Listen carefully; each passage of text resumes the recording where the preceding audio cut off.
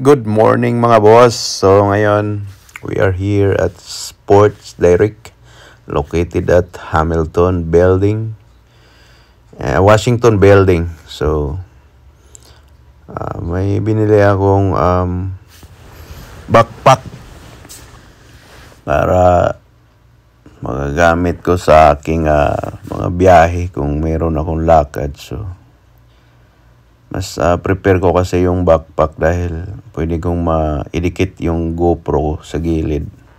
So, siyempre, nakakahiya naman kasi hawak-hawak natin. Feeling vlogger tayo. At yun, lumabas na ako. So, tama naman yan. Ngayon pala maganda ang klima. Hindi masyadong mainit. So, yan, yung tindahan na yan, napakadaming mga bilihin, sapatos, lahat kung anong mga gusto nyo nandun. At dito banda, may nasipat ako na, this is Crison. So, Rolex, alam mo naman, na sino ba namang tao na hindi nagkagusto ng Rolex at loading ko yan. Basta Rolex. At palakad na ako na pauwi.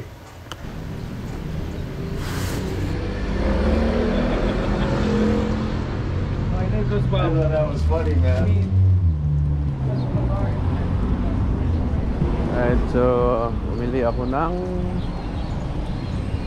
backpack para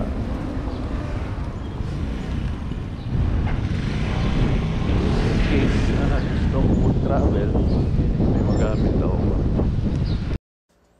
So pumasok ako dito sa tindahan ng Shell Shop at patanong kung magkano ang kanilang mga SD card dahil kinulang yung sa GoPro ko, maliit lang yung SD card. So sabi niya wala daw.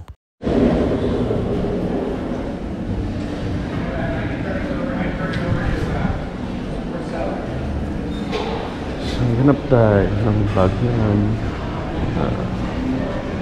Swak sa budget at mura. Kayang-kaya sa bulsa.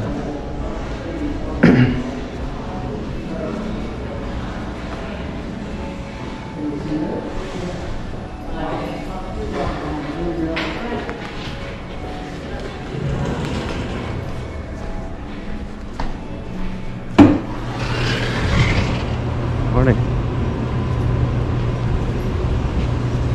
Morning.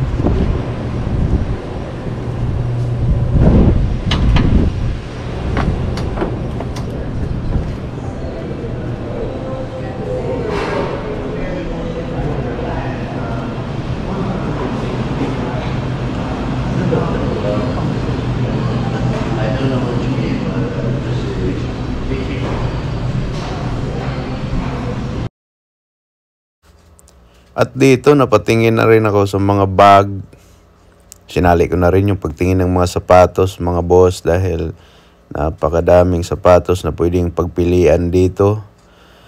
At yung mga sports bag na nakita ko dito sa baba, iyon ang pinulot ko. At dahil gusto kong ito na lang sana ang bibilhin ko. At nagdalawang isip pa ako dahil yun nga, pag yan ang binibili ko, hindi ko may kabit yung camera dito sa aking katawan habang ako'y naglalakad. So, ayaw ko kasing hawak ko. Alam mo naman na mamahiya tayo sa mga ganyang mga bagay. So, pasimple lang. Nagaganda pa naman, oh. So, yun. So, yung camera na ginagamit ko pala, yun. So, sa isang backpack na nakakabit sa aking katawan. So, parang wala lang nangyari. At naisipan ko, hindi na lang yung ganyan. Dahil mayroon naman akong ganyan. Kaso, yung purpose ko ay para magamit ko siya kahit naglalakad. So, may kabit ko yung GoPro sa aking kahit saan, sa bandang katawan. Basta may kapitan lang siya. So, napakaganda pala ng mga sapatos nila dito. Ang iba naman ay mataas na presyo at ang iba naman ay tama lang.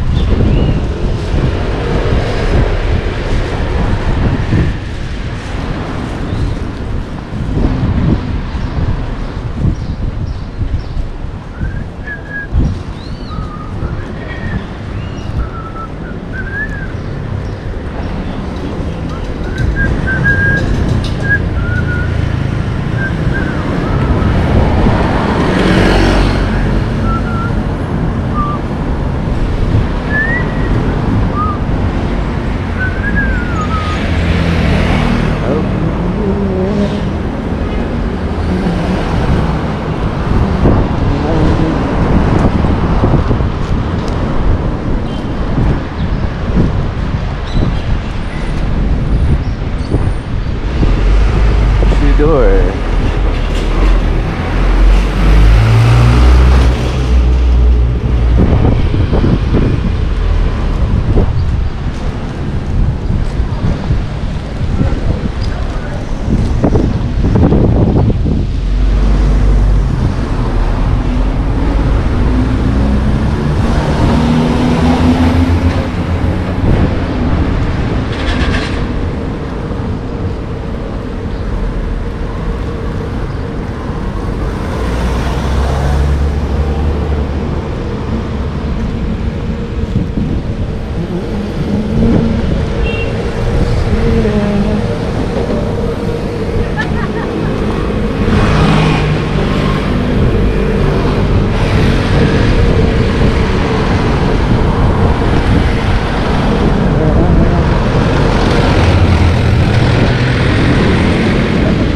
Morning. Good? Good.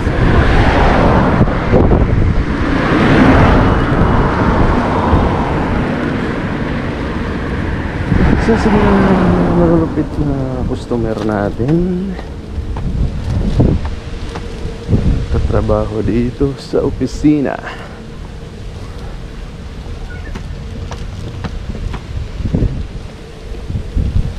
Tayo.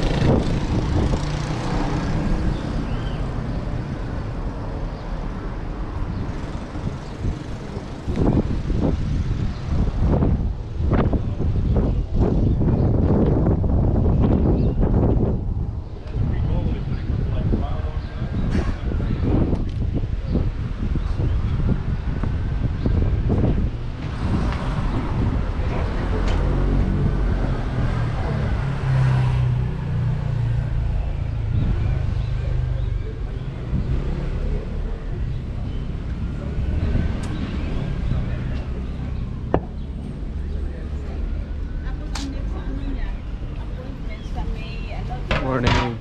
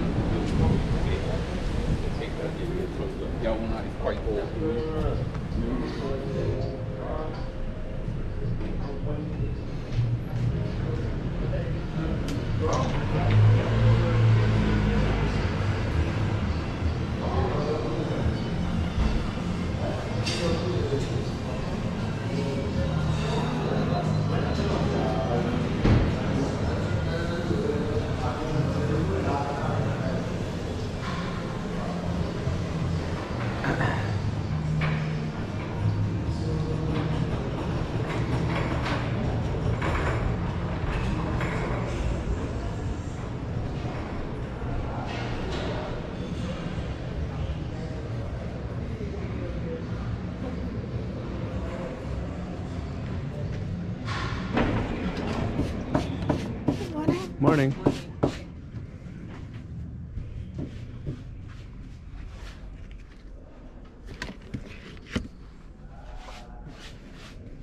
Just have a look. Do you have the cheaper one?